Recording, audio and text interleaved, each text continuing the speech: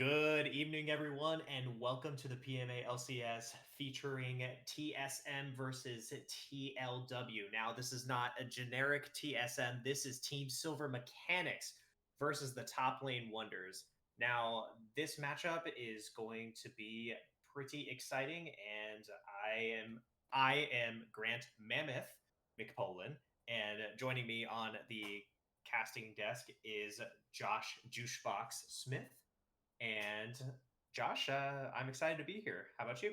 I'm excited to be here as well. This is shaped to be a really good game for our second match of this first week of our PMA LCS Season 8 split after a nice 2-0, if I will say so myself, of DWG versus 5F. Those DWG guys looking really good as we get into this draft with with TSM picking up Rise, Amumu, and Tristana in this first round, as TLW is going to take Jarvan, Ashe, and hovering this Braum for their and locking in Braum for their last pick in this first round of draft. Yeah, so what I'm seeing right now is both teams are looking to draft team fight. This is very standard front to back team fighting compositions that we were seeing. Um, but I want to actually talk a little bit more about the teams while draft is going on. I think that for the side of TSM, we're going to see a lot of really strong characters coming out of their bot lane. I think that is their strong side to play towards, and we're going to expect to see a lot from StarCraft in the bot lane and Tambourine King in that support role. 100%. Two very strong, very good independent players um, on this in the blue side in TSM's bot lane.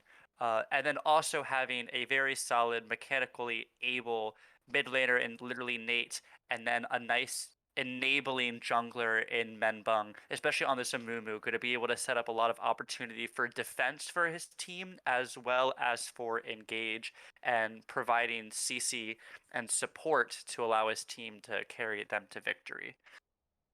Yeah, absolutely. And I actually want to echo what you were saying about Menbung, or in this case, he's under the name Yomi Masu. Yomi Masu is very much an enabler for this team. He is my pick to watch for TSM this week because unfortunately, the captain washing hands has to be subbed out for prior engagements. So Yomi Masu is taking a step in. And I think Yomi Masu is one of those players that will find your win condition and play towards it. And he has a large champion pool with the ability to just fill whatever role you need. So I'm excited to see what he can bring to the table with this Amumu. Yeah, a very solid all-around player, very knowledgeable about the game, as a coach for a collegiate program himself, knows meta, knows team comp, knows logistically how to go about playing this game. As we see a Fiddlesticks locked in for the blue side, looking like possibly a Fiddlesticks support, not something that's I meta. This is not meta, but I think that we have to keep an eye on this Amumu here. I think Amumu is going to be flexed around a little bit with the buffs to his Q. He now has two charges of his bandage toss, so that could be something to be thrown into a different lane. I'm not quite sure if they're looking for the Amumu support or if they're looking for the Amumu top, but I'm actually looking more towards that Fiddlesticks going into that jungle role. So that Fiddlesticks is versatility that Fiddlesticks versatility is really starting to come through right now. Fiddlesticks is definitely a Menbung slash Yomimasu. He's logged on currently as Menbung, so if I say Mungbung, that's why. Uh, Bung Bung Bung is definitely a Bung champion for sure. The Mumu not so much. I haven't seen a Mumu in support yet, even with the changes, but I can see how that works. With this red side draft, we see Jarvan, Ashe, Braum, Syndra, and Kennen locked in for this red side draft in response to the blue side draft. I really like the positioning ability that TLW is going to be able to do here. My only concern is the some of the characters want to do different things.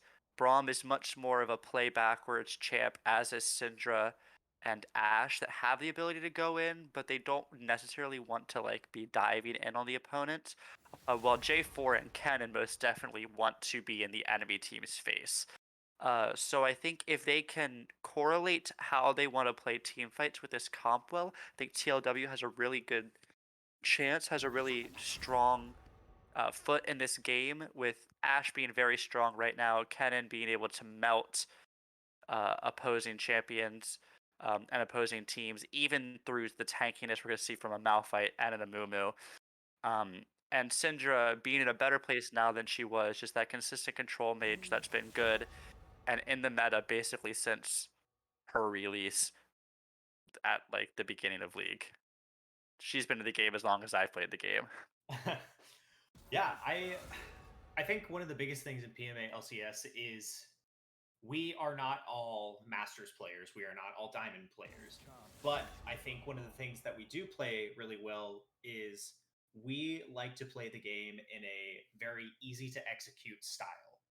A lot of what we as a group like to do is we like our Malphites, we like our Press R to Ashes. win We comps. have our not necessarily press R to win, but our press R to like sort of like this is our engage, this is what we're doing, and we are going to stick to that plan. So I think TSM's comp right now is showing us very much that press R, like you can do this, or we have the very easy primary engage with the Malphite, as well as we have very nice supplementary follow up with the Amumu, as well as a secondary engage being the Fiddlesticks R. Like I'm really liking what I'm seeing from the side of TSM right now. Especially if this game starts to go late. If Ryze and Tristana are able to get items and scale up into where they're more powerful, then it's going to be very hard for TLW to survive a fight. Because even if you're able to get a good cannon ult where you're able to burst down Tristana, one of those two people is likely going to be able to live once we get to like the 25-30 minute mark, and then they can possibly 1v9 depending on what point in the game they're at individually, if they have the farm and have the support they need, or even if just the teams are even. Um, so TLW definitely wants to close this game out quick. Syndra also a good powerhouse later in the game, but won't be able to do the kind of damage to a Ryze before Ryze can do the damage to her. And with Ashe being your primary AD source of damage in this game, a very squishy, fairly immobile, or an immobile character whose kite relies on slows. Tristana Rocket Jump does not care about your slows. Um, No, you're it going to definitely does need to not. be you're going to need to be able to get yourself out of that situation somehow. Yeah, and I've been talking a lot about TSM, but I'm going to talk about TLW specifically. My standout player for TLW is that captain in Skiz. Skiz in all of his PMA LCS champion or not championships, but in his PMA LCS games, he has been a absolute menace. He has been running around playing. He's played, I believe, mid lane. He's played jungle, and he is always giving us some very strong carry performances. And him returning to the mid lane is something that I had kind of expected for this matchup because you have your mid laner being subbed out. You want to get someone else subbed in. And Murphy Raudette, who is subbed in for the last game as well. We thank you, Murphy, for being such a flexible person this weekend. Having Skiz being able to move to any of these positions is just an asset for his team. And he's going to be able to I have my eyes on him to see what he can do and what he can bring to the table with the Syndra. Definitely the kind of player that can 1v9. I have a lot of personal playing experience and just personal relationship with Skiz as well. And definitely the player that can 1v9. And Syndra being one of those champions that has the possibility to do that if given the agency, the resources, and the strength and items to do so. Not as easily as with a Ryze or a Tristana as you get later into the game because of her single target burst potential with the ultimate. I don't remember the name off the top of my head. Uh, but definitely a force to be reckoned with and a very good positioning player. And incredibly important how you position on Syndra and around your ultimate, and those Scout of the Week is what the ultimate's called. No, that's the E. And where those balls are placed after the ultimate and when you place those Qs for the scatter the weak can really disrupt a team fight. I think TSM has the advantage, in my opinion, especially with a little bit of non-meta picks we see with the Amumu support specifically. As like you mentioned before, this being an amateur league and players varying in ability from Iron to High Diamond Master. We don't have any of those players in this game. But from Iron to higher ranks, then those like unexpected picks that you're not quite sure how they're going to work can play very much in the favor of the team that picks them. So I think this Amumu support should be really interesting, especially with the aggressive style of Tambourine King and how he likes to play his lanes and play his matches. And with the super aggressive Tristana pick as well. Ashe needs to make sure, Murphy Rodez can need to pilot the Ashe very safely so that, and the Boom Markle needs to be very aware on this Braum as well to try and nullify as much of that burst engage, heavy engage that this bot lane is going to have early in the game in order to maintain pressure. Yeah, absolutely. And now, Juicebox, I want to invite you to, let's take a step back. We've been talking a lot about the team comps.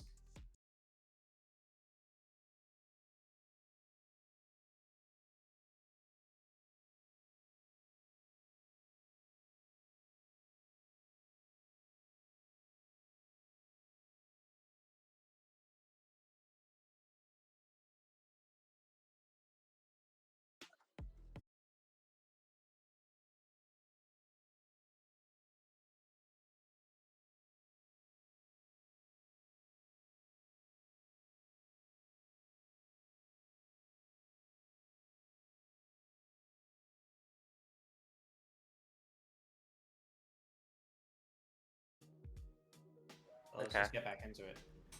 All right, so Juicebox, let's go ahead and do the classic PMA LCS pause. Let's go ahead and get that in at about 10 seconds. How does that sound for you? I'm not in game yet, so once we get in the game, that sounds perfect. Excellent. All right, I am at 6, 7, 8, 9, and 10. I am paused. You're in game? I am in game right now, yes. I'm at 0%. Okay, there we go. Okay, I'm in game. Okay, let me get to 10. I'm at 5 seconds. Let me get to 10. Okay, I'm at 10. All right, in 3, 2, 1, let's go. Before we got so rudely interrupted by Verizon Fios's inability to work, you're talking about team advantages, talking about the strength of damage output from this blue team, and then I was starting to talk about their CC ability as well with the AoE CC of Malphite, Amumu, and Menbung with the ultimate if he's able to get it in the Fiddlesticks if he's able to get the ultimate in a good position. I just think there's more agency and ease of execution from this blue team. Though we could see a Kennen ult can change the entire pace of a game very easily as well. We've seen it before in Pro Play, we've seen it before in PMA LCS. We could see it here today as well. But I think I would have to give the edge in draft to TSM. So we are at probably one of my favorite parts of a Summoner's Rift gameplay, and that is the level 1 start. The level 1 start can be explored and changed in so many different ways. We have just elected to do a 5-point this game, but everyone has been cheesed before. Everyone has been hooked by a Blitzcrank at level 1 in their jungle, and they have given away that first blood. I think as the series explores a little bit more, we might be able to see another level 1 maybe in game 2. Yeah, it's definitely possible. We definitely could. Neither of these team comps necessarily wanting to be super aggressive level 1, both having good disengage options for this early game, and not having the strongest engage. As we see Menbung fighting Slasha. He is going to take the red buff as he tries to run away, flashes over the wall. Slasha jumps down as Skiz is going to get the first blood and red buff with a nice scout of the week on a nice roam up. As we see Tambourine King and StarCraft go in, and Boom Markle is going to get taken down by the Ignite from Tambourine King as well, as bot lane for TSM is going to pick up one after a very good collapse onto Menbung after a attempted invade on the top side. So a lot of stuff just happened there. So taking it all the way back to the beginning of the game, what we saw there was a level 1 invade from Menbung onto the Raptor camp of Slasha. Being able to do that, set up another play as we have another trade in the mid lane, just trading a little bit of cooldowns. But once Slasha went from his blue buff, he tried a level 2 gank, and then as he ran past that, Menbung was on the red buff and could not take that in time, so that gave them just enough information to all collapse with the 2 pushing lanes of Syndra and Kennen onto the Fiddlesticks, scoring them a beautiful first blood. Yeah, a very good play. A little bit of over-aggression, I think, from Menbung or the Fiddlesticks, a good idea, but unless you know where that Jarvan is, 100% a very risky play to go for both the Raptor steal and the red buff steal. Fiddle having a good, strong clear, but not the fastest clear, especially on a single target this early in the game. She literally needs to go aggressive on Skiz, flashing in, not able to get the root, and Skiz is able to flash out, burning that summoner with Slasha close behind. That could have been dangerous for literally Nate. As we now see Slasha going deep on Menbung as well, as this red team is in on the blue jungle. Nice scout of the week by Skiz. Literally Nate taken very low, lives with a little bit of health. Menbung surviving a little barely, as both teams are going to be able to walk out of this one. Menbung still trying to play aggressive as Tambourine King now is looking for a roam. Get the stun onto Slasha. StarCraft is going to jump in, and is going to get the kill. The bomb is going to kill StarCraft, and then StarCraft is going to get a double kill onto Slasha as well. Excellent Goomba stomping coming out from the Tristana. That was a really nice rotation, and like before, we were talking about Menbung's over-aggression, but this time it is coming from the side of TLW. TLW is way overextended into the red side jungle of TSM, and they got punished for it. That Amumu and Tristana roam up was great timing. It was able to sort of capitalize on the flash blown earlier from the Ryze and Syndra trade of flashes, and yeah, excellent play. Very excellent play. We're also seeing what can be attested to some early season communication issues with it seemed like Slasha and Skiz were unaware that the bot lane of TSM was missing and had the ability to roam up there for that play. Were caught off guard by the Amumu roam, which could have been a communication problem. Definitely some over-aggression. They were very deep, especially for Skiz not having any mana at that point either, and not having vision of multiple members on the red team or on the blue team. Yeah, these trades in the mid lane are absolutely brutal. I'm just seeing the Ryze getting chunked out for like a third of his HP as Mumu is taking an in onto the Braum. Just a little bit of trade damage here. Nothing too exciting. Back to farming. We could have a skirmish up in the top side with the junglers. Yes, as we see Guy Fieric flashing onto Menbung with the ultimate in order to pick up that kill.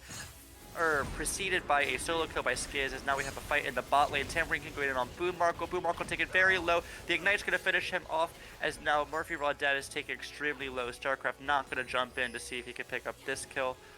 And there, as we see J4 now starting to move down towards that bot side, as the blue team is going to clear out a pink ward.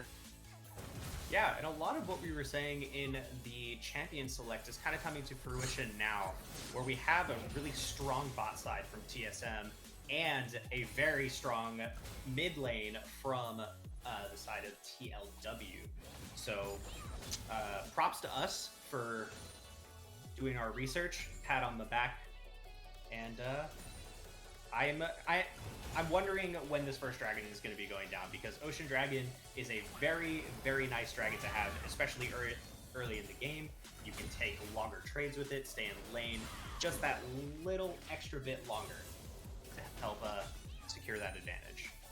I have a feeling that we're not going to see it taken for a little while based on the imbalance of where power currently lies in this game. A lot of dragon pressure is maintained through your bot lane, but with Menbung and literally Nate being so far behind their, not so far behind, but being behind their lane opponents, they're not going to have the pressure in the middle lane and in the jungle to be super aggressive to take that dragon, despite their massive lead, 2 kill and 10 CS lead, or 4 kill and 10 CS lead into the bot lane.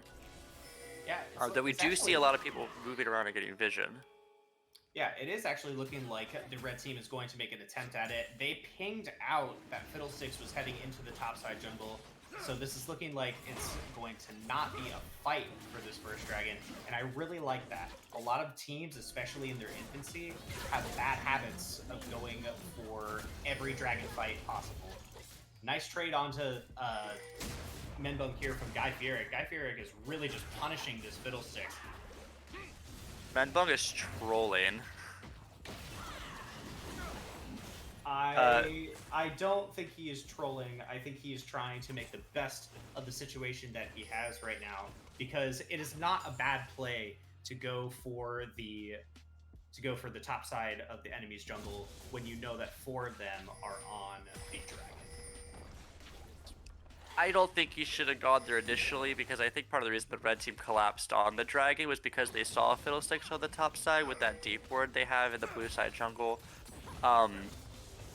I think if Fiddle had made the play to position somewhere else, go to take his Krugs, or as now red team is going to collapse onto the red side, getting massive amounts of kills onto Syndra, now 4-1, Kennen 2-0, and this Jarvan picking up, and Slasha picking up his first kill of the game on this Jarvan.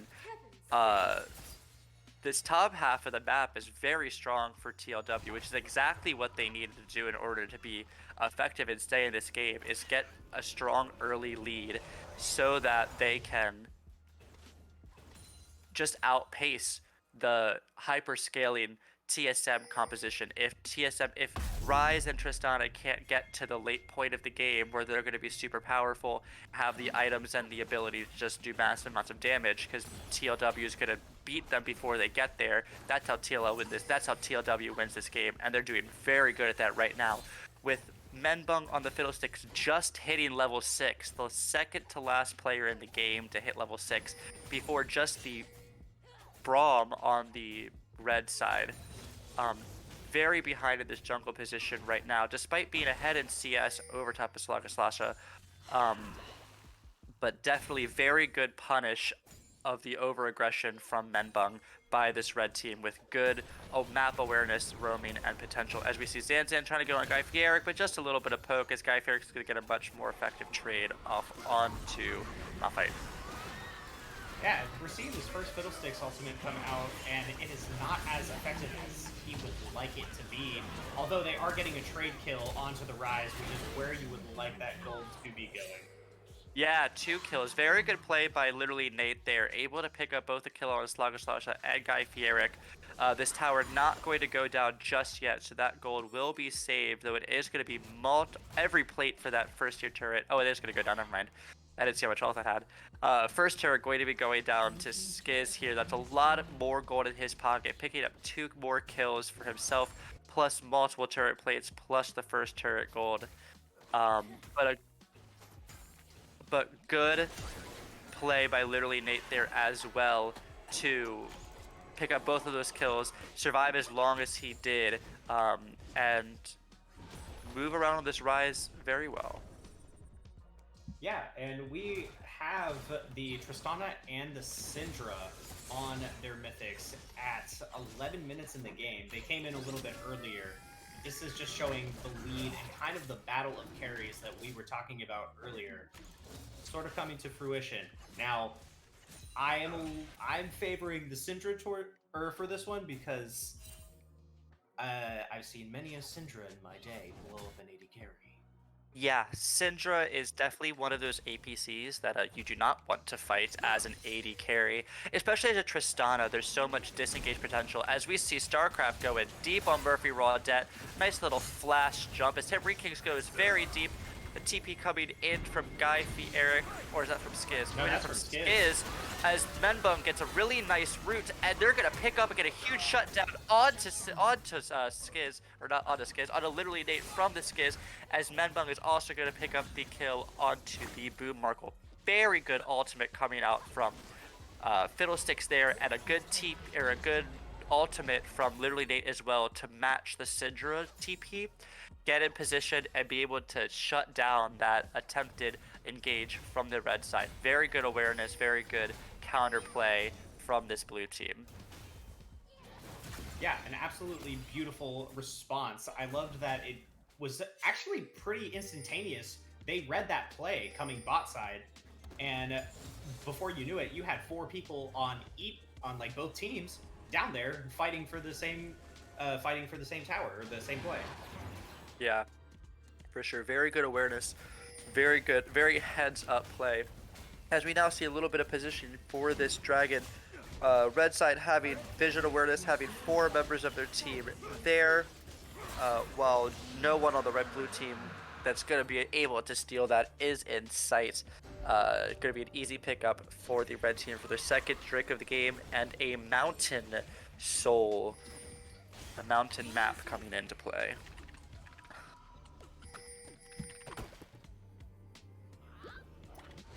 So right now, we are seeing a bit of a storm, if you will, coming from this Kennen, getting a large CS lead in 60 right now.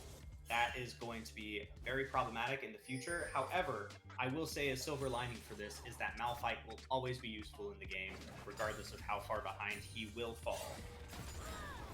Especially against a team. Oh, as we see a flash ultimate coming out of Zanzan, followed by an ultimate from Menbug. Nice stun from Guy Eric, but the CC and the AoE damage from Menbug gonna come in anyway. As we see Skiz almost blow up literally Nate able to juke the Q from Skiz, but the damage just being a little too much with the item and a half on Skiz, matched only by the single item on literally Nate.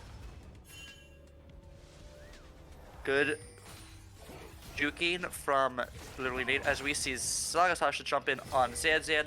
Zanzan unable to ultimate out of this. Slagaslasha doing as much damage as he can, but Zanzan able to walk out with the extra speed up granted by the Q. Nothing else happening there as he's going to reset really quickly.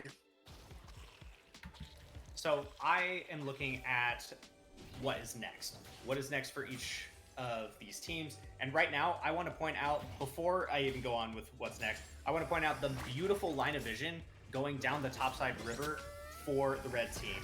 We see that is completely lit up because they have noticed the pattern of Menbung. Menbung has been going in for those aggressive invades, and he's been punished twice for it already.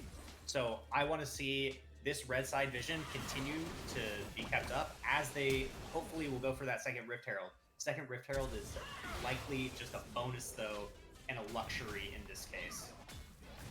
Especially with that first turret already having gone down mid, it's definitely a luxury. As we see Skiz 100-0, literally Nate, both of them burning flash. One trying to survive, one chasing the kill, as Skiz is going to be able to pick up that solo kill again off of literally Nate, and now it's going to be able to get some damage onto this bot tier 1 turret with no one from the blue team looking to respawn right now, as the other 4 members of both teams are looking to play around this Rift Herald, though Skiz has the TP available if needed at a moment's notice, followed by both literally Nate's ultimate or TP, as we see a nice engage from Murphy Raw Debt. Wow. As StarCraft is knocked up mid-jump by the Glacial Fissure from Braum, and then trapped from the Cataclysm from Jarvan. As Tambourine King is going to be stunned and taken down by Skiz. Nice play mid, as we're going to see likely falling back to grab that Rift Herald for a little extra pushing power, though as you said before, it is not as impactful right now as the first Rift Herald is, just granted because of the nature of the game at 17 minutes. Now, what I like the most about Second Rift Herald is Second Rift Herald opens up different plays that, or it gives you an extra threat on the board if this was chess, for example. So you take Rift Herald as kind of like a rook, and you want that rook to set up a play onto another tower in a different lane to set up a, like in chess, a battery. We want to take that dragon instead. So that one piece is going to open up another area of the map to then allow them to claim that larger prize. So I'm looking forward to see how TLW are going to use this Rift Herald. Definitely a lot of power coming in from the Rift Herald at this point of the game to allow for the extra pressure to take the dragon. As we see Tambourine King going aggressive on Slasha, as Slasha is going to take a lot of damage, but the bomb will just barely not kill him. Skiz is going to be taking this blue buff now as TSM is looking to get some position around this dragon that's going to be spawning here in a few seconds. I'd like to see the Rift Herald go down now. We'll see if it's going to be placed. I would have used it mid, but it looks like they're just going for some positioning. If Skiz is able to... Skiz is the main target for TSM in this fight, and they want to get damage on him. Well, Zanzan is currently in the top lane, moving down, not able to get there. The Rift Herald's being spawned to push mid. Zandan's making his way over. Blue team has no way of getting into this fight, as it looks like this dragon might go over to TSM, though Menbung is over the wall with the opportunity to go in. Tambourine King with a nice bandage toss in is going to get taken down. Zanzan hits one person with the ult, but it is going to be Jarvan as Menbung is now taken down. Nice pickup onto the Braum as well. Tristana taken very low. Skiz picking up that kill, and the kill on literally Nate as an ace for TLW, with 3 members of their team alive, able to pick up this third dragon. Now, unsung hero of that fight goes to Murphy Rodette. Murphy Rodette saw that Fiddlesticks on the other side of the Dragon Wall, and he sniped him in between the eyes with that crystal arrow, stunning the Fiddlesticks so he couldn't ultimate on top of the team fight. Beautiful map awareness, a beautiful play from Murphy Rodette. I think he single-handedly won them that team fight right there once that connected. It definitely stunted the engage of TSM, coupled with the Malphite being late to the party and then only able to hit one target with his ultimate. And Tambourine King being picked off so early in that fight as well. A little bit of miscommunication going on from this blue team, from TSM, not able to match up their engage with each other, and going in kind of staggered as opposed to as a full unit, which allows the Tristana and the Ryze to put down the massive amount of damage those two characters can. Really good fighting by Skiz and Murphy Rodette on the Syndra and Ashe respectively as well, in order to play backwards from the repeated engage so they didn't get caught out. Very good awareness, very good map play. As we see this game start to slip away from TSM's fingers a little bit, as we have a 6,500 gold lead for TLW. Super aggressive TP that's going to be countered by a wonderful crystal arrow, as Skiz is going to just eliminate Menbung and Tambourine King, while Zanzan's going to get soloed by Kennen in the bot lane, and we see TLW look towards the Baron. Murphy Rodette sniping Menbung again. Murphy Rodette's all the way down in Florida. Menbung is in Arizona. We just cannot comprehend the amount of accuracy that Murphy Rodette has on these arrows.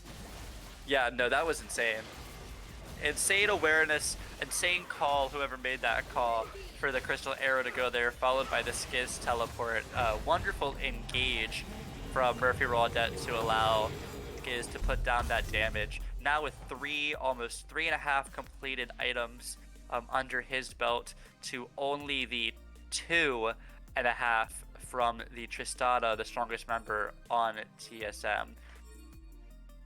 It's going to be very hard to deal with the Syndra. This is the exact situation that TSM did not want to deal with Syndra being so strong and able to kite these fights backwards, provide the AoE with the Scatter the Weak, and the single target damage to eliminate StarCraft before, or literally Nate before they can have any effect in these team fights. What TSM needs to do in this situation is layer their CC onto Skiz and Murphy Raudet in a way where they can't play the game for 2 seconds, the 2 seconds it takes to kill them, while evading the massive AoE Maelstrom from Guy Fieric, the knockup from Boom Markle and the Glacier Fischl, the Cataclysm from Slagaslasha, and the Enchanted Crystal Arrow from Murphy Raudet. TSM has a very hard time to get back into this game now with an almost 10k, a 9k gold deficit. So, speaking of Guy Fieric, what I don't think we've talked about very much is this build that he's going on the Kennen. Instead of going for that AoE burst damage with the AP, he's opted to go for the on-hit build, and I've actually really enjoyed this adaptation into the Malphite. But we have possibly another fight breaking out, a pick onto Braum. Tristana jumping in, they are going to pick up the Braum as Tristana's going aggressive, not able to pick up Slagaslasha, living with a little bit of help as the Kindred Kale, or Kennen, wrong character, is pushing top lane. Skiz picked up a little bit here, massive amounts of damage coming down. StarCraft going to get picked off, and they won't be able to lock down Skiz here as Zanzan and literally Nate go aggressive onto Guy Fieric top lane, with Syndra picking up 1 kill, Guy Fieric picking up a double kill on the top lane for himself. The red team is just so far ahead. This is a total gold difference at this point. Despite good engages, good lockdowns, good amounts of damage, the red team is just so far ahead in all these characters that they just have the agency for themselves, even as single targets in 1v3 or 1v2 situations, to output damage, output CC, and survive, as Jarvan is now looking to clear some vision with the Mountain Soul spawning in 3 seconds, making it even more difficult to pick off and kill anybody on this red team, as we now see a 10k or 12k gold lead. Yeah, and we're gonna see this last dragon go over to the side of TLW. TLW, I have to say this, TLW, when they were talking about draft, when draft day came along, everyone was confused. Everyone was trying to figure out what was going on. But to come out of the gate swinging like this is probably going to have people doing a little bit of a double take here on this team.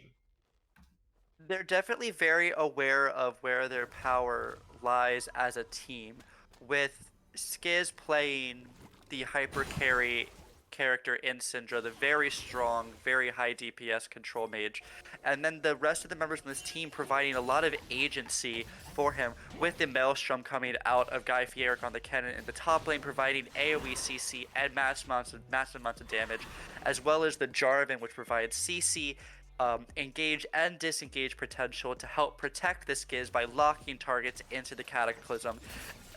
The Skiz, as well as Murphy Raudet on the supportive yet still high damage ADC in Ashe with the Enchanted Crystal Arrow and the massive amounts of slows and the very peel heavy and disengage strong Braum. There is a lot of focus in this game going around allowing for agency in Syndra in this hyper carry to have the agency and the potential to do massive amounts of damage, which is what we've seen them play around so far so well this game, as Guy Fieric just eliminates Menbung instantly at the beginning of this fight, 1v1ing him as Menbung tries to run away, now waiting for the wave to come in to go in for this inhibitor turret, as Slagaslasha goes in looking for an ultimate onto Literally Nate, trapping Literally Nate in the bush. Big Maelstrom coming out, stunning Tambourine King. Zanzan goes in with a massive ult, but there's no one on the blue team that's able to follow that up. Skids taking up another kill, with literally Nate getting picked off at the end of this fight, as the red team is now destroying the first inhibitor with an ace, looking like they're going to take the whole game, as well as the bottom inhibitor and top inhibitor also were down, both Nexus turrets, and now 4 team members of TLW going in onto the Nexus. Menbunk does what he can, but will live before this game is over, as game 1 goes to TLW. Yeah, fantastic showing from TLW in this first game. I loved what they did with their team composition, where they were basically playing towards Skiz in the beginning, and then just let that side lane exist. That Kennen was doing absolute, like, he was running amok on that Malphite, and I love the build where he was going with the on hit, so he will always be relevant in that 1v1 fight. Very much so. Very much so. Going with the on-hit build, definitely providing a lot of agency, a lot of instantaneous damage coming out, not allowing a very good pick into the Malphite as well, and didn't allow the Malphite really to play the game and get items. Malphite only on an item and a half by the end of that game, a 27-minute game with 91 farm. Very good game, very good play all around from TLW, and a great first showing. For this season. I think we're going to take a slight break now, and then we'll be back soon with game 2. Stay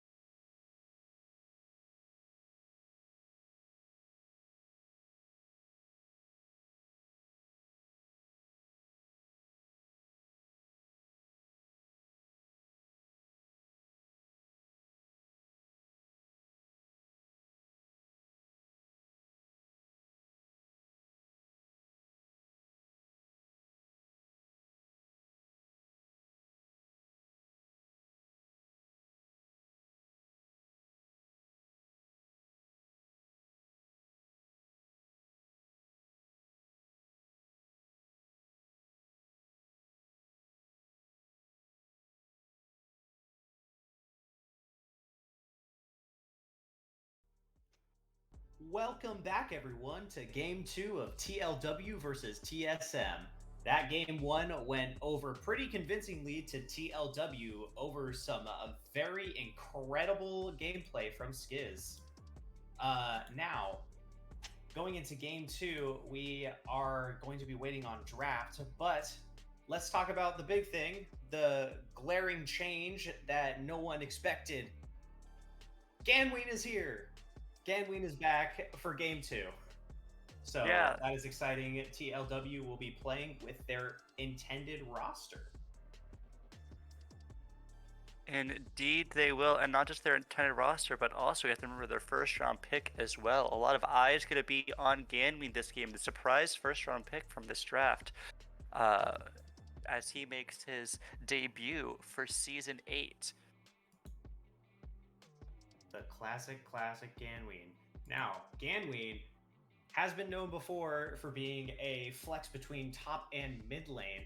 However, he has been playing more top lane in past seasons before, so I'm excited to see him potentially return to that mid lane. And following up a performance from Skiz like that is it's going to be some pretty big shoes to fill. But I am hopeful and I am confident that Ganween can do it.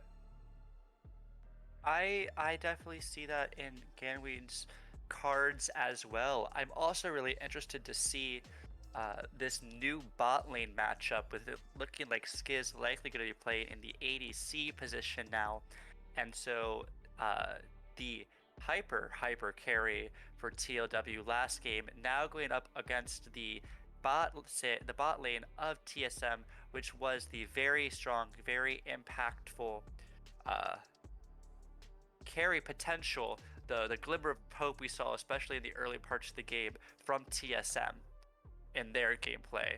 So having these two strong points of their teams, at respective teams facing off each other, should make for an interesting game 2.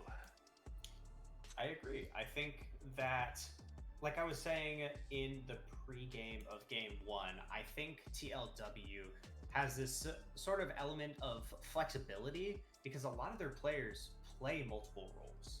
They have Guy Fieric, who has been an AD carry player. He's been a top laner. He's been a jungler. You have Slaga Slasha, who can be support. You have him in jungle as well. Then you have Ganween in top and mid lane. Skiz being a fill player. The only position that is kind of locked in is that support in Boomarkle.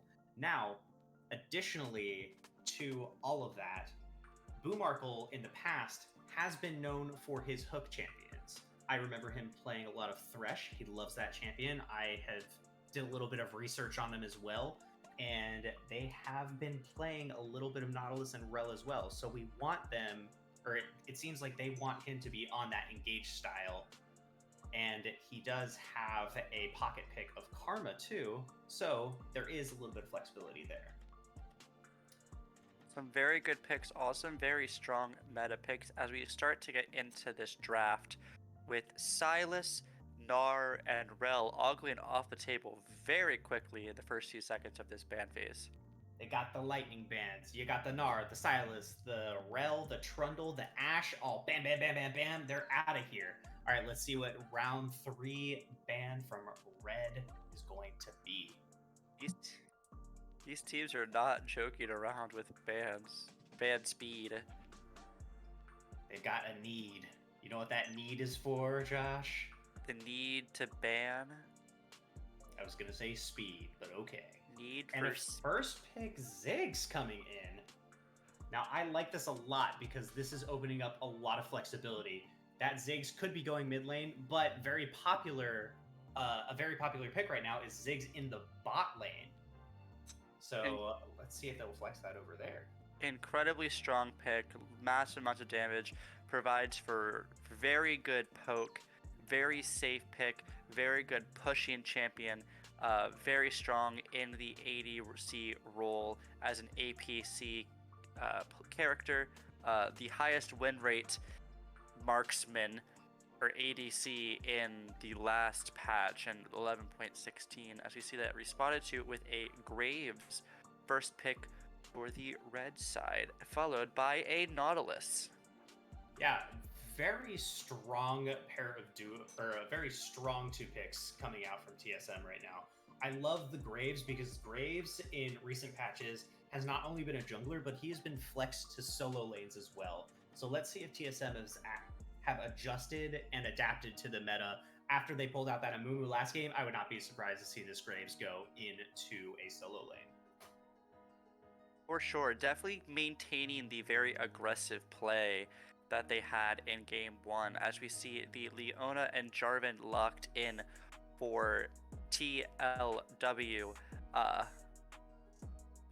Leona Ziggs being a very volatile bot lane, with Leona able to lock down a single target, making it incredibly easy for Ziggs to land his massive amounts of damage, which is only made difficult by them all being skill shots. And we are going to see Sluggish Sasha piloting this Jarvan again, with the Volibear being picked up as the third pick for the red team. So with that Volibear being picked up, we all know Zanzan as a Volibear player. That is his favorite champion to play. So they are going to try and probably cater a little bit of these round 2 bans, or second phase bans rather, to keeping him a little bit safer in that top lane. Because last game, he was getting pretty bullied up there. On the other side, though, we see some AD carry bans going out, which is nice considering that they have the flexibility on TLW to put that Ziggs in that mid lane and or in that bot lane. I think a little bit interesting to pick the Volibear in this situation. I would have liked to see a ADC pick, since you know that Ziggs is very likely going to be going bot lane with the Leona. There is the potential for the flex, but I think you can almost be certain of that positioning. And you're kind of showing your hand with the Graves a little bit, and the Volibear. Samira being a very strong pick in synergy with the Nautilus, and allowing for a lot of just jump in on and kill Ziggs potential with that hyper aggression from the bot lane. Though the Leona is able to provide some agency with the ultimate, the Solar Flare being able to stop Samira during her ultimate, but still a good aggressive pick. Now, Juicebox, correct me if I'm wrong, but I think you have quite a bit of experience with Samira Nautilus lane. I've never played Samira Nautilus in my life. Van who? Yeah. Yeah, I've played more than my fair share of Nautilus Samira bot lanes. The two champions synergize very well together, with the Nautilus passive and the Samira passive working incredibly well, and the Nautilus able to provide a lot of CC support and opportunity for the Samira to engage comfortably and effectively. I'm going to interrupt you here. Because of these blue side picks. Because of these blue side picks. This is something that I love to see. So with Ganween back in the roster, that opens up a top laner that also goes mid lane. And this gives us an opportunity to see a potential Urgot mid lane.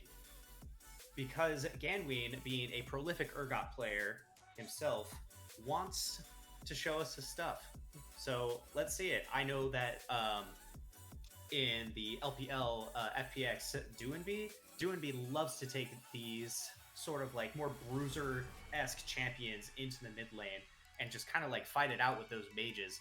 Now, leading the counter pick for that mage, or for the mid lane on red side, he is going to get a supposed counter, but I'm not sure how much experience literally Nate has up against the Urgot or maybe even the Malphite. We're not sure yet. We're not sure yet. I do really like this draft I like the draft from both teams, honestly. I think the red side draft coming out of TSM is very strong. You have mixed damage coming out from the Corki, with the otherwise mostly AD damage coming out from the Graves and the Samira. I think this Volibear is likely going to be going towards a more tanky build as opposed to a bruiser rebuild, to provide some sort of front line, especially against the high damage Ziggs and decent damage Urgot, as well, able to provide a lot of consistent DOT in close team fights or in extended team fights.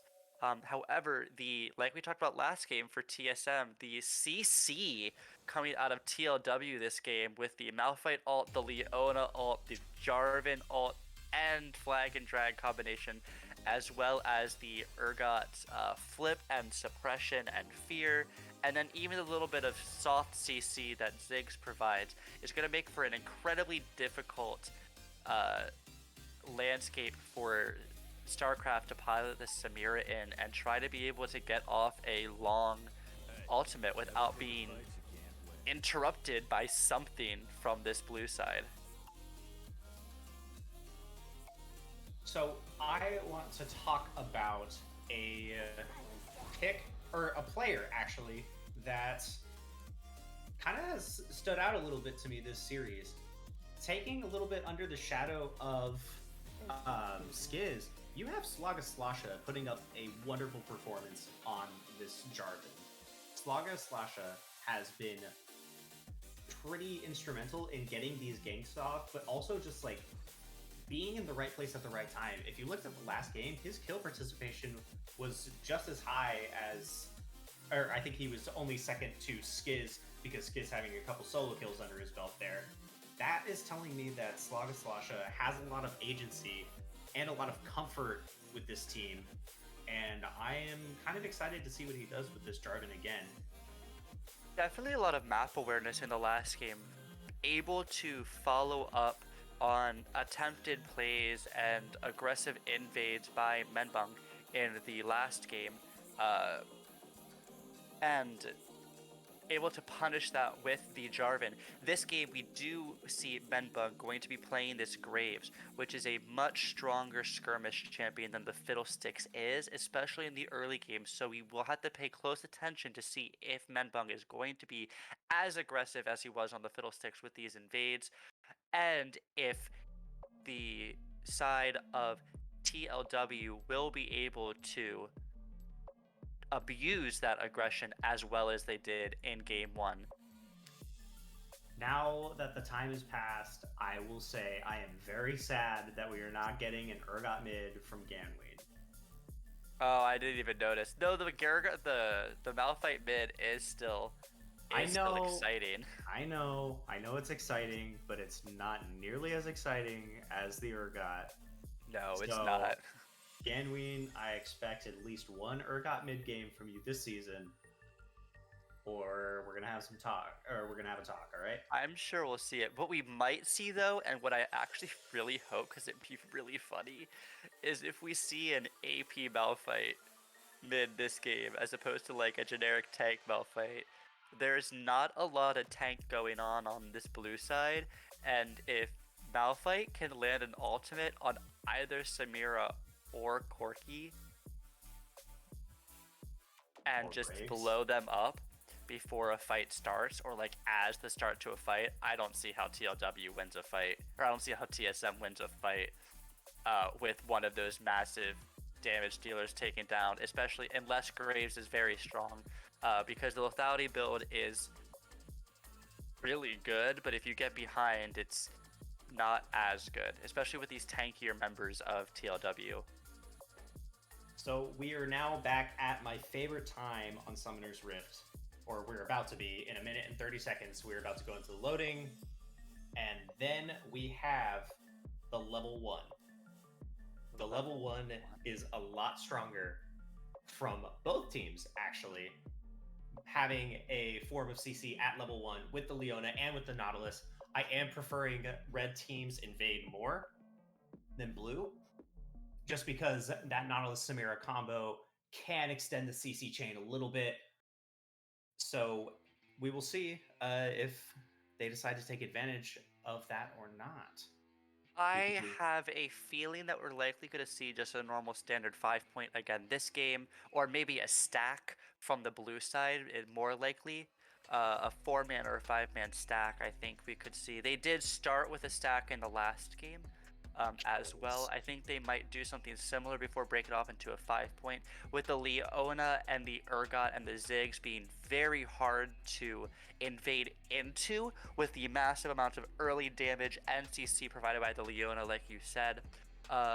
even though there is a good invade comp from the side of TSM for this game, it's going to be difficult to get onto and lock down individual targets, and not super safe when completely blind. Though it's the first week of the season, some people might be feeling the need to risk it for the biscuits. So, who knows? I Well, could go for a biscuit now.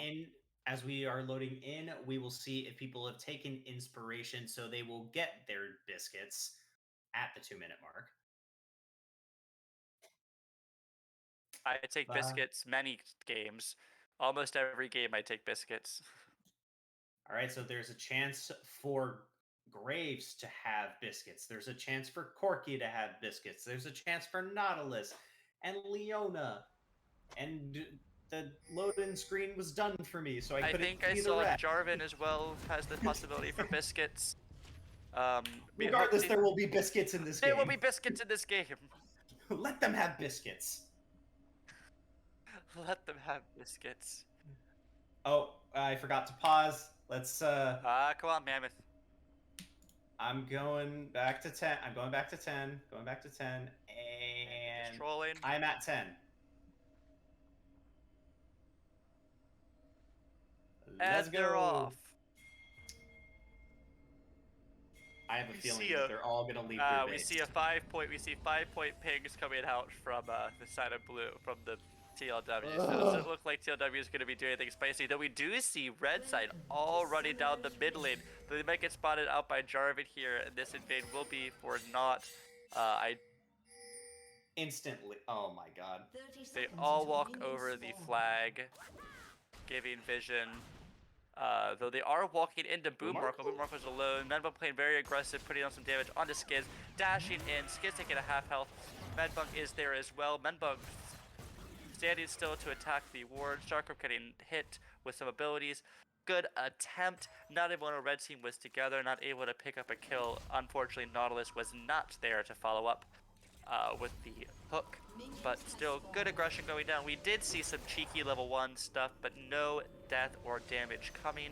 A little bit of mana loss from Ganween and Slasha, but everyone on blue side or red side able to heal back up what they used before, as Menbung might be a second late to this blue buff, which could give him a slower start, and he's not getting a leash. So we will need to pay attention to that, as the clear is going to be a little bit slower from this Graves, and not able to gank as soon as this Jarvan may be able to. So one thing that is probably overlooked a little bit is, so on that level 1 invade, the Urgot went and dropped his ward by the Raptors, and having the Graves start leashless is huge for blue side right now. As Tambourine King goes in, misses the hook, hits the wall, able to get a root onto Skiz and onto the Boom Markle, taking a significant amount of damage himself in that trade, as StarCraft is also taken very low from the poke from Skiz. So what I was saying about the pathing is that having that ward there is letting them know that Graves is going to start blue side, even though they didn't get a leash, because normally his path would go from the red to the Raptors if he was on that side. It will give them that vision and that knowledge that Graves is on starting his bot side, as we see J4 looking for a gank onto Zanzan. As the Flagger Drag is going to miss. Good pressure going down on the Zanzan. Flagger Slash taking a tower shot, but Zanzan able to just walk out of that one. So as we progress a little bit more into this game, I am expecting to see a little bit more of a comeback from literally Nate this game. I expect after last game, he is not feeling as excited as he was starting, because, you know, he's my roommate. So he's a little more fired up this game. He is not feeling good. I am not feeling good. I am not feeling good. With a nice little trade coming in on the Ganween, definitely having a good advantage in this early game as a ranged character into Ganween. Though we do see the blue team going aggressive onto Menbung, having a flash out, literally Nate using the Valkyrie, that's what that ability is called, right? I forget what it's called. Using the W, the quirky W, to walk out of that. As Slago Sasha goes in, lays a nice flag and drag, and literally Nate's going to take a lot of damage. Slago going in, Ganween flashing for the Q, but barely able to not pick up. Tambourine King missing the Q. Good damage coming down. The Ignite on Tambourine King going to pick up Slago Sasha for first blood. As now Guy Fierix going aggressive on the Zanzan going back in for a little trade as he's going to be taking the short end of that stick. As we see good aggression, good attempts from both teams, but first blood going to TLW. TSM, sorry, TSM, wrong team. So, a lot of things happened in that. So we went from a top smite fight, or a top Scuttlecrab smite fight, all the way down to getting the first blood, blowing flashes everywhere, and then that actually awarded Menbung that second Scuttlecrab as well, giving him already a pretty sizable CS lead in the jungle. We're definitely seeing a difference from last game, where the jungle canyon started to grow early in the game because of Menbug's aggression. Instead, this game is giving him his advantage as Ganween goes aggressive onto literally Nate able to W out of that easily, providing good damage back onto Ganween, as both of these characters are almost 6 at a very strong power point for them both. As well as StarCraft is taken very low from this aggressive Ziggs poke too. So I am still very curious to see if we're going to get the full AP Malphite or not. The Arcane Comment doesn't really tell me much. That's pretty common for Malphites. But another thing that I want to point out is the Cole start from the Corki. Very nice adaptation, knowing you're going to have that like pretty relaxed lane. So you just focus on your CSing and farm up and scale. That's the name of his game right now. Definitely a scaling champ. We see the tier as well, looking to not wanting to be super aggressive. I'm gonna kill you in lane, Corki. Definitely looking to want to farm and just slowly build a lead and build some aggression, build some damage over time. As we see a much slower game than we saw at this point in game 1. Yeah, so let's talk about the first dragon. So I am going to give it to Red Side, only because I like they already have a jungle lead in CS. They have more agency to just press go and then transform that potential gank. And we goes in hard on literally Nate, takes down literally Nate as Menbung was looking for a gank, but not going to be there in time. The ultimate coming out, obliterating literally Nate, literally dead. In that situation. Oh my god. I'm gonna get an angry text from Nate later about that one. Oh my god. A really good heads-up aggression from Ganween, knowing the limits of his own champion, able to take down literally Nate without the ability to respond to that engage at all. And it does look like it's going to be a tank Malphite as he has the Bomby finished as his first half-completed item. That was Ganween. That was Ganween just exclamating to the world, "I'm back, baby." That's it. Leading the game with a solo kill. Ganween's back in action. We see Graves sitting on Dragon, looking to go aggressive. A nice hook lane from Tambourine King onto the Boom Markle. Menbug going in, TP coming in from the blue side. Boom Markle going to be out as a nice Saturn charge is going to displace this red side. The ultimate from Guy Fierix is going to miss. The Slugger Slash is going to flag and drag. No ultimate yet. Very good ultimate from Guy Fierix. Going to fear Menbug as Menbug's going to just barely get squeaked by the Q, and Tambourine King going to get picked up by Guy Fierix. Very good heads-up play from the blue side, able to collapse on that. Good ward placement for the TP as well, and blue side will collect this dragon. I am very impressed with the amount of coordination and TPs that TLW has been putting up. They had him last game too. They had really great team coordination and just a game plan.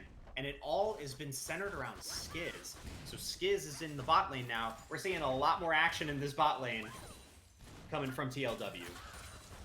Part of it also being this Ziggs Leona combination as Ganwei goes very aggressive onto literally again the flag and drag flash ultimate coming out of Slugger Slasher that we are going to see the pickup kill onto the Malphite, as well as now Graves is going aggressive onto Jarvan. Tambourine King looking for an engage onto the bot side for TSM as the exhaust is going to come out of the Boom Markle. Tambourine King and just Scarshrock taken very low without much damage being taken by Skiz. Very aggressive on this Ziggs and Leona bot lane.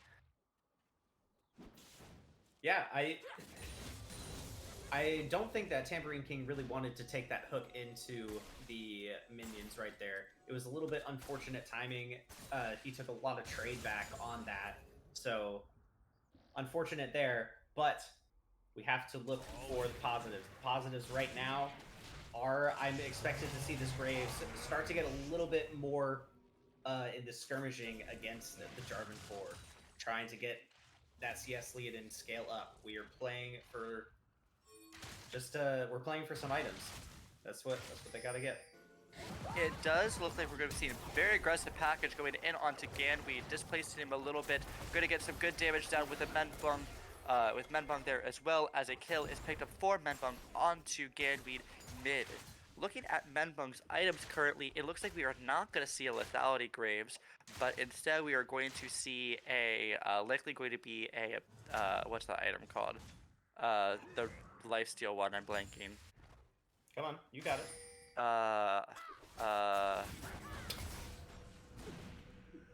Fuck. Yes, and we're gonna see an Immortal Shield bow. Immortal Shield bow come out of Graves here, as Graves is now going aggressive on the Slugger Slash. He's gonna flag and drag away, not able to collapse onto him. We're gonna take out this blue side. Pink Ward, Guy Fieric moving down. All these members of the red team moving up towards the top lane for that aggression. It's going to give Ganwei a moment to just farm freely in this lane that has been difficult for him to farm before, despite his one solo kill onto literally Nate. So that is one concerning thing, but like Malphite in the last game, we were talking about Malphite going down in CS. As long as Malphite has an R key bound to his keyboard, he will be useful. 100%. Especially with this tank build he is going, opting for the Bomb Center and what's likely going to turn into a Sunfire Cape, or maybe even a Glacial Iceborne Gauntlet.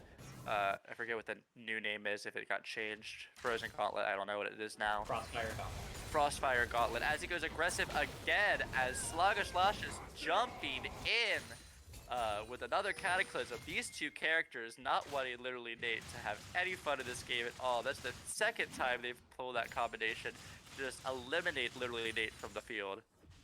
Yeah, and I mean it's a good strategy. The scaling champion is not going to be able to 1v2 at this point in the game. You want to be able to keep him down as far as possible, and hopefully that will transition into just an insurmountable gold lead for your Malphite and or your Jarvan at this point, to where you won't need the other.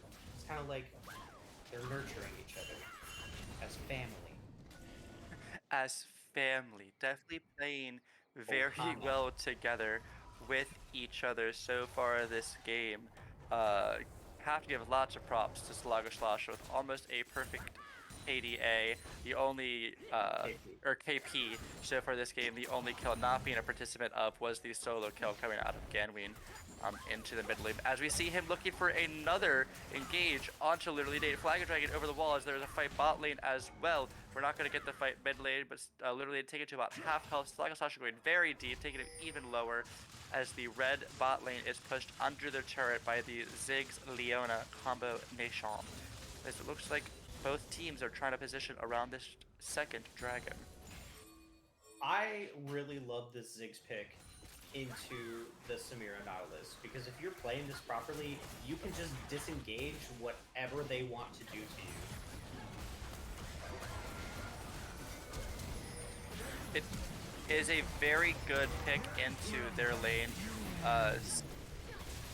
Giz going to take it very low in this fight, is going to get picked off by Corki in the last second, as Leona gets a double kill. Corki, the last surviving member, able to Valkyrie out of the way of the flag and drag, but not able to contest the rest of this fight, even from the somewhat low health members of TSM, or TLW, I'm going to keep saying them wrong.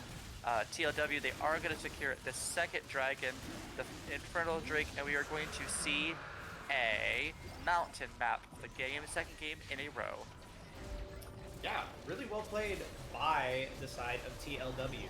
I think I'm going to keep harping on this. I think their team play has been immaculate this series. They have been at the right place at the right time, and it's been not extremely sloppy, which is what you expect to see in the first week. So I think kudos to them. Very much kudos to them. I think we can give a lot of that to the knowledge that we have on TLW. Multiple players on this team being very knowledgeable League of Legends players. Gan being a knowledgeable player, Slasha being a knowledgeable player. Gaz having a lot of experience in competitive League of Legends. Not much in PMA LCS, but having a lot in outside leagues and groups as well, as blue team is going to go aggressive onto the red side, picking up Tambourine King, and looks like they might be able to get Menbug too. The Leona ultimate coming down, Solar Flare as a nice stun is down, barely going to be able to live. Literally Nate soaking up the Q as StarCraft now goes in. It's not really doing a whole lot. Literally goes very aggressive, able to get stunned by Boom Markle. Despite trying to flash out, and just Skiz is able to get down easy consistent damage. The Leandri Torment doing good work for Skiz as he's able to pick up StarCraft. Medbug trying to juke as much as he can, but a triple kill going into Skiz for a very, very well played fight by him and Boon Markle. That lane combination is so abusive. Skiz just does not miss. Like, no. He was landing bomb after bomb and then predicted the juke from Menbung down, and then he walked over a landmine? Nope, no thanks. I don't want to play against that. It just goes to show the experience and awareness that Skiz has. Very good on these sorts of characters. Very good at positioning and knowing where he needs to be and how he needs to use his abilities in order to provide agency for his team. Like we said before the game 1 started, the kind of player that can 1v9. And I think we have to give a lot of credit this game to Slasha. But Skiz definitely providing the damage carry on this team. As Ganwei goes aggressive again, bringing Zanzan down to a fraction of his health, but just barely not able to pick up the kill because of the survivability of the Volibear, as the rest of red team is able to jump onto and take down Ganwei for his over-aggression. You know, I'm gonna say it. I respect the hustle. Good job, Ganwei. I also respect the hustle. If that was an APML fight, Zanzan is dead. But a very good attempt nonetheless, as we see Guy Fier going aggressive onto StarCraft. StarCraft able just to walk out of that one though, taking a little bit of damage, but with this Vampiric Scepter, will be able to heal it back up when the wave gets to Samira. Yeah, it's looking like we're going to have another team fight here. As the Dredge Light is going to land onto Skiz in the backline, putting it down a lot of damage on Tambourine King. Tambourine King taking very low, literally naked and chunked down as well. Slugger Slash looking for the catapult, is going to land onto literally Nate. Skiz putting down massive amounts of damage with these characters locked in place. Samir getting a big ultimate off, but not able to do much damage to too many people, as we are going to see a triple kill again coming out of Skiz on this Ziggs. That really, really awesome placement from the Ziggs there. Just going on, or closing off that corridor by the blue and wolf pits. It just kind of locked them in there, and then once the Jarvan got into the fight and just like locked in that Corki had already used his Valkyrie to get out, so he was ready, or he was just like a sitting duck in that Cataclysm, and that was beautiful, beautiful work. What we're seeing is we're seeing another team comp really built around Skiz and the chip specific character that he's playing. We talked about a little bit in the pregame with all of the CC and and target lockdown that is coming out of TLW's comp. It makes it so significantly easy for Ziggs to be able to land his skill shots, land his damage, which can be massive, but what makes the champion balanced is the difficulty in hitting those skill shots. When you have a stunned target or a knocked up target or a cataclysmed target, you don't need to worry about missing your abilities. You just put your mouse over top of their characters, press Q, press E, press R, press W, and they're dead. In that order, not in that order. As blue team is going to pick up their third Drake in the game, putting them on soul points, as Medbung, well aware of the situation, is able to pick up this Rift Herald before it despawns here in about, or what would have been in about 30 seconds. I think we need to talk about the elephant in the room. And by elephant, I mean the giant crab monster in the top lane. There is a massive CS lead on that Urgot over the Volibear right now. And for until about a minute ago, or maybe even a couple seconds ago, that Urgot was leading CS even above that Ziggs, who is known for the wave clear. So, yeah, and he's just taking back the CS lead. Excellent job, proving my point. Yeah, really great job from Guy Fieric this entire series. He's been slowly and just like silently getting these massive leads in the top lane. Yeah, we're about to see a Flame Horizon coming out of Guy Fieric here with a an 88 CS advantage right now. It's gonna go into a okay. We're paused, then unpaused very quickly. We're gonna see this situation encounter.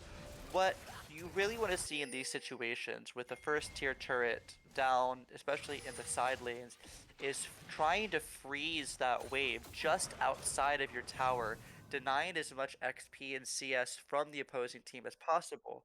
Yes, it did. Yeah, the game froze. The game froze. Sometimes this happens.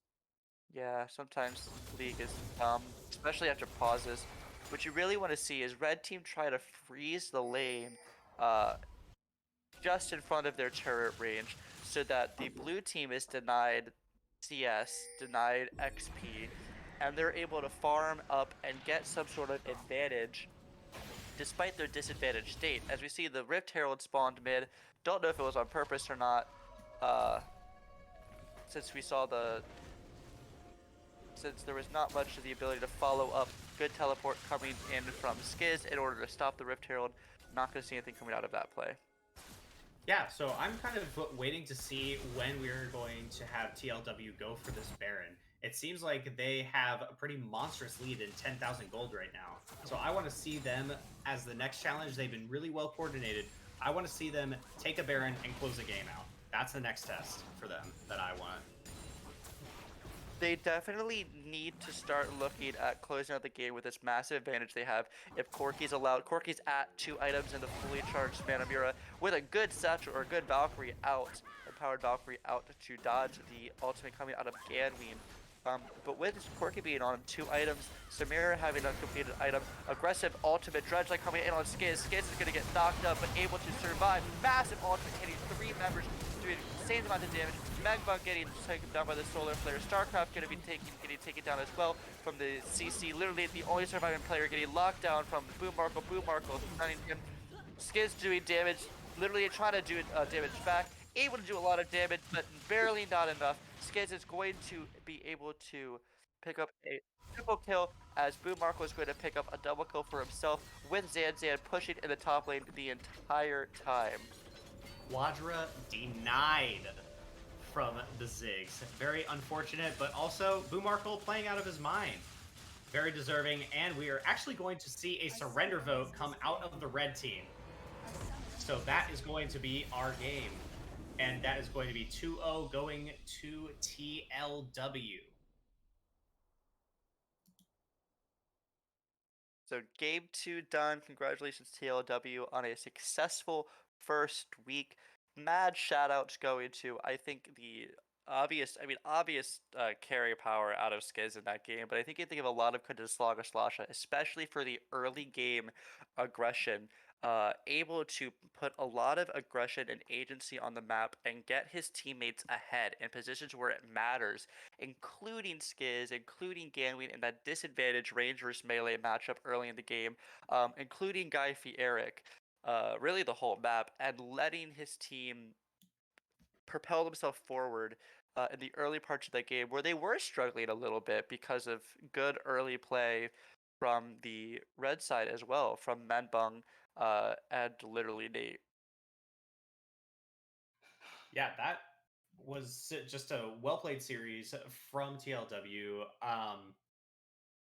I don't really have much to say right now, but I encourage everyone in the chat to go vote on the straw polls. We have game MVP, or we have game 1 MVP and game 2 MVP up as we speak. Please go ahead and vote, and we appreciate all of you for coming out and watching the PMA LCS tonight.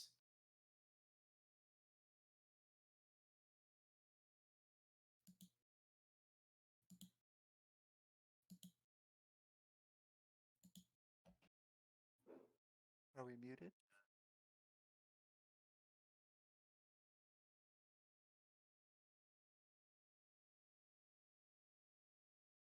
I don't think so. I think this is just an awkward pause. Yeah, I think this is an awkward pause as well. As Nice. we're looking I like at, that. I like awkward pauses for us too. As Chat, we let us know how you feel. let us Is know how this you feel. How is pause everyone doing today? is this pause awkward enough for you? Is Are this you pause feeling it? awkward enough for you? Yeah, we're definitely not paused. I have stream up and I can hear us talking about asking if it's paused. That's all right.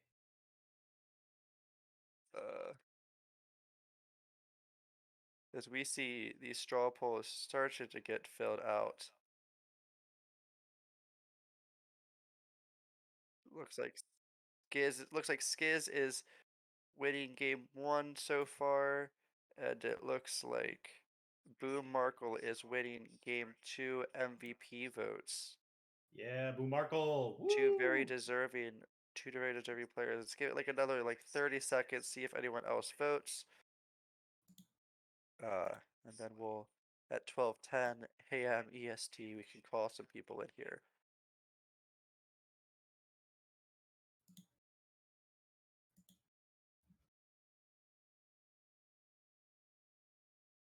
Ba-da-ba-da-ba-da-ba-ba-ba.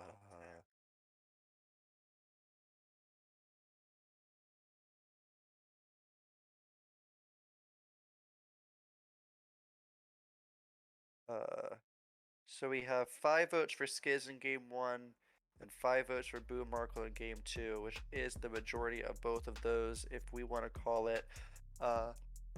For Boom Markle and for Skiz, as Boom Markle being MVP of game 2, Skiz being MVP of game 1, and we'll jump to player of the game. And if you two are available, come talk with us for a hot sec. For a hot memento. We're gonna jump down to player of the game 1, Chase. Sounds good. Let's, Hello. let's pull Boom Markle up here as well. Is he still around? He should be. Let's see. Is he skittering horror Chase, on Discord? Yep. How do I force move? Move to player of the game 1. Boom Markle, I forced you to come up here with us. Oh shit! You are loud. I need to turn you down. Oh, I'm sorry. I'm loud in real life too. Jason Grant can attest. Oh no, my It's headset's just used to it. Here we go. You're gonna be at 69%. Now I can hear you. Hell yeah, brother. nice. Nice. All right. Well, congratulations, guys, on your 2-0 victory. I guess my first question is going to be for Skiz. So, a lot. I don't know how much or how many people have approached you about this, but a lot of people were a little skeptical about your drafting plan for the PMA LCS. But it seems like you might have just found a little bit of a secret sauce that other people might need to know about. Care to explain your process or just what you saw in these guys? Yeah, so I'll be honest, like first pick coming in with Gamwi wasn't very highly expected. It was honestly a last moment kind of thing, and off of that, I kind of rounded it out with a couple guys who played together before, and then coming down to the end of the draft, obviously picking up Boomarkle or Trevor, who popped off today. It wasn't about the skill level of anybody to me. Honestly, it's like PMA LCS. I'm here to have like fun. And so I just picked guys that I thought would do well together, and it seems like I got a good bunch. Yeah, I couldn't agree more. It seems like you guys have really just found that strategy, and you guys are kind of hitting the ground running right now. Yeah, and that's one of the biggest things we wanted to do today is kind of like come out here and not show how much we've been putting in, how much effort it takes to kind of be one of the top teams, and that's what we want to be. We want to be a top team. So whether that's me carrying or Boomarkle or Slash, Eric, Stu, anyone, doesn't matter to me as long as we win the game. Highly competitive attitude. I like that. As a highly competitive person myself, I respect that attitude. Boomarkle, a question for you for game 2. As someone who has also played that Leona Ziggs bot lane, I know how much fun it can be at times. How does it feel being the agency for your team to just put down massive amounts of damage? Me like press E, Q, W, and maybe R. And maybe R. You're saving it for next game, right? I think I used it twice that game, and I had it since level 6. I don't remember what level we ended at, but yeah, just gotta make sure I've got it. Your second ult made them forfeit, by the way. Just letting you know. Yay. Everyone will quake in fear of Boomarkle's Leona R's, specifically the second one. The second one. Specifically the second one. Yeah. Yeah. You just gotta imagine a guy leaning as far back in his chair, sliding it with the. If anyone's seen that episode of South Park, just slack-jawed, eye twitching a little bit. That's how I play. Wow, a really fearsome image. Yeah, second game, I was like, we're not fighting till level 6. But after level 6, we'll go ham. And that's what we That did. sounded like fun to me. Yeah, that incredibly aggressive, volatile lane that really turned on once you hit 6, with the added damage from the Ziggs ult and the added CC from the Leona ult, and also being so good into the Samira Nautilus lane that's super aggressive because it just completely denies any attempt at engage with the Leona CC and then the satchel charge as well. You just say, oh, you want to jump in on us? You can't do that. Very good pickup. Are there any? I don't have Twitch open right now. I should open Twitch. Are there any questions? You know what? Understandable. Yeah. So, in all fairness, that's actually a bunch of people who know Zephin and myself, and I think they kind of skewed the poll, so don't listen to them. You know what? It's not It's worth skewed. it.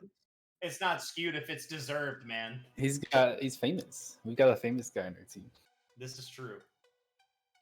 I actually do have another question for Skiz. So, the team that you have assembled has, I don't know how familiar you are with their off roles as well, but you've kind of drafted this team that can be flexible in a lot of different ways, and you kind of showed it a little earlier in your game 1 when you had Murphy sub in. By the way, shout out to Murphy for subbing. Really awesome job. Shout out, Pog. But it seems like your team could actually just be like flip-flopped to multiple different iterations. Is this something that you're interested in trying out throughout the season, or are you guys going to stick to your pretty generic comp of having what you ran in game 2? I mean, to keep the competitive integrity of this, Absolutely. I'll give you one thing. We have talked about it. I'm not gonna say where or what, but we have talked about it, and that's where I'll leave you with. Awesome. Glad to hear it. But yeah. So like today in mid lane, like we basically knew 100% he's picking Rise. I didn't expect him to pick it first, but we knew he was picking Rise. So I was like thinking all day kind of what I was gonna pick, and definitely had a lot of bad Syndra encounters when I was playing Rise myself. So I figured that was a good champion to kind of start the night off with. You know what I mean? Yeah, a little bit of personal trauma to Yeah. inflict. Oh, I did. I definitely inflicted some personal trauma. 18-2. That was some damage. Well, that is all that I have. Juice, do you have anything? That is all I have as well. I don't see any questions in the chat for either of these wonderful players. Congratulations, Skiz and Boomarkle, on your Week 1 win, starting off the season very well for yourselves and for TLW. Good series put up by TSM as well. Thank you, Mammoth, for joining us. Thank you, Jalavenback, for streaming this game as well. Thank you, everyone that watched today, for joining us. Whether you are part of PMA LCS or not, please consider following, subscribing to the channel as well. And we hope to see you again soon. We have 3 games tomorrow, 2 that are going to be, one at least is going to be PMA LCS, possibly 2, and another on a secondary channel as well. See you then, and have a great rest of your Saturday Thanks, Calvin, for the sub. evening.